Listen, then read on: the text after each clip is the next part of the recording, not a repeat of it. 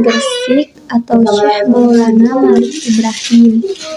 Ia adalah salah satu wali Songo yang pertama kali menyebarkan Islam di Jawa pada abad ke-14. Ia lahir pada pertengahan abad ke-14 di Persia atau Gujarat, India. Ayahnya bernama Maulana Jumadil Kubro. Ia wafat pada tahun 1419 Masehi.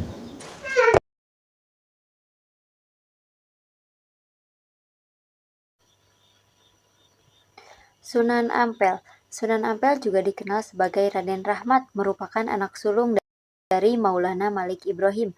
Pada masa kecilnya, Sunan Ampel lebih dikenal dengan nama Raden Rahmat.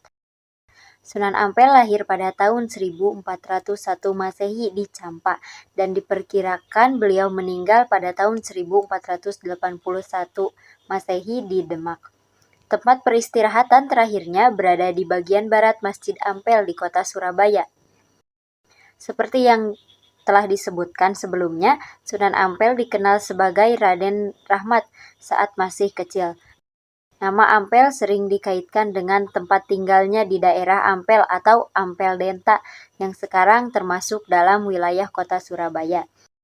Pada tahun 1443 Masehi, Sunan Ampel bersama dengan adiknya Sayyid Ali Murtado, keduanya memulai perjalanan pertama ke Pulau Jawa. Sebelumnya, Sunan Ampel dan adiknya telah berada di Palembang sekitar pada tahun 1440.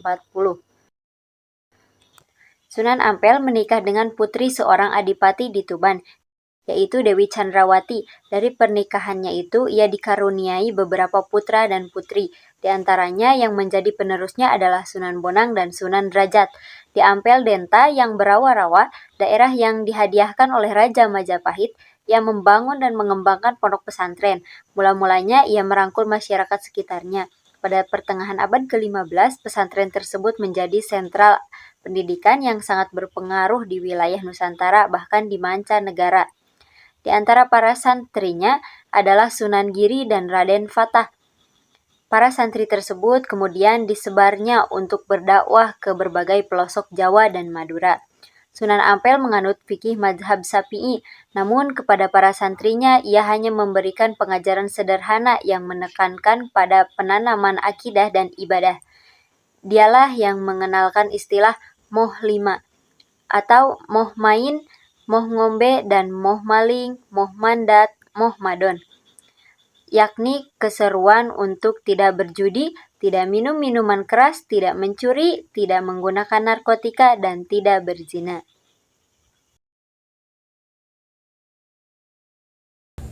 Wali Songo yang ketiga adalah Sunan Bonang. Sunan Bonang memiliki nama asli Syekh Maulana Makdum Ibrahim. Beliau merupakan putra dari Sunan Ampel dan Dewi Cendrawati yang sering disebut Nyai Ageng Manila. Sunan Bonang merupakan cucu dari Syekh Maulana Malik Ibrahim atau Sunan Gresik. Sunan Bonang diperkirakan lahir pada tahun 1465 Masehi di Tuban. Disebutkan dari berbagai literatur bahwa Raden Makdum Ibrahim dan Raden Paku saat masih remaja melanjutkan pelajaran agama Islam ke tanah seberang, yaitu negeri Pasai. Sesudah belajar di negeri Pasai, Raden Makdum Ibrahim dan Raden Paku kembali ke Jawa. Raden Makdum Ibrahim ditugaskan oleh Sunan Ampel, ayahnya, untuk berdakwah di daerah Lasem, Rembang, Tuban, dan daerah Sempadan, Surabaya. Dalam berdakwah, Raden Makdum Ibrahim sering mempergunakan kesenian masyarakat untuk menarik simpati mereka, yaitu berupa seperangkat gamelan yang disebut dengan bonang. Tembang-tembang yang diajarkan oleh Raden Makdum Ibrahim merupakan tembang yang berisikan ajaran agama Islam, sehingga tanpa disadari masyarakat sudah mempelajari agama Islam dengan senang hati, bukan dengan paksaan. Oleh karena itu, beliau sering mempergunakan bonang untuk berdakwah. Maka masyarakat memberinya gelar Sunan Bonang. Murid-murid Raden Makdum Ibrahim sangat banyak, baik di daerah Tuban, Pulau Bawean, Jepara, Surabaya, maupun Medan. Raden Maklum Ibrahim wafat pada tahun 1525 Masehi. Kemudian, makam yang dianggap asli adalah makam yang berada di Tuban.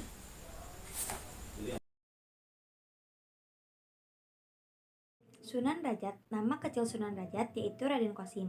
Ia termasuk anak dari Sunan Ampel. Beliau juga bersaudara dengan Sunan Bonang.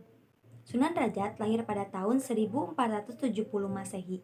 Tugas pertama Sunan Rajat yaitu berdakwah di pesisir Gresik melalui laut. Kemudian, ia terdampar di pesisir Banjarwati atau Lamongan. Setahun berikutnya, Sunan Rajat berpindah ke selatan dan mendirikan padepokan santri.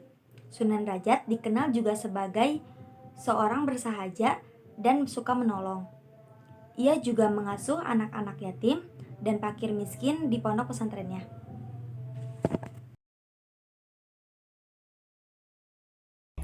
Sunan Giri memiliki nama asli Muhammad Ainul Yakin. Lahir pada 1442 di Kerajaan Blambangan, Jawa Timur. Meninggal pada 1506 di Giri. Merupakan anak dari Dewi Skardadu dan Maulana Ishak.